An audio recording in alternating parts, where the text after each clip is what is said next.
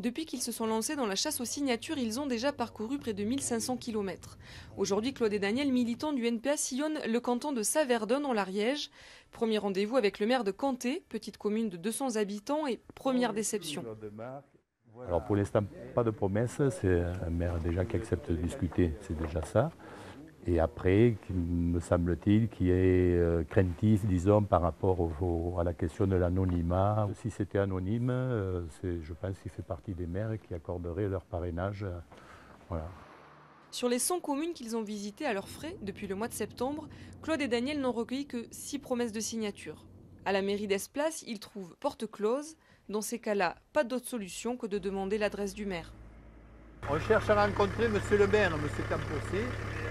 Donc c'est fermé là, voilà, il habite par là-bas. Croisement à droite, d'accord. La plupart des partis effectuent leurs demandes par courrier. Les militants du NPA, eux, viennent à la rencontre des élus. Ils sont des centaines à ratisser ainsi la France. Ici, le maire est sans étiquette, mais se dit sympathisant de gauche. Il n'a encore jamais parrainé de candidat à la présidentielle.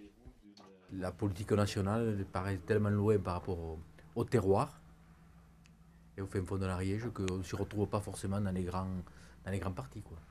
Pas de signature, mais pas de nom définitif. Les deux militants reviendront voir ce maire dans les prochaines semaines. En 2007, Claude avait déjà ratissé l'Ariège pour la candidature d'Olivier Besancenot. Cette fois, le candidat du NPA, Philippe Poutou, est moins connu, ce qui ne facilite pas le travail des militants. Mais l'engagement de Claude reste intact. Pour lui, c'est la démocratie qui est en jeu.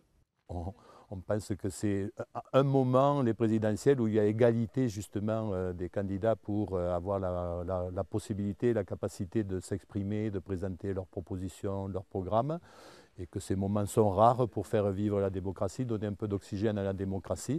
Il manque encore plus d'une centaine de signatures à Philippe Poutou. Claude et Daniel se disent prêts à battre la campagne jusqu'au dernier jour s'il le faut.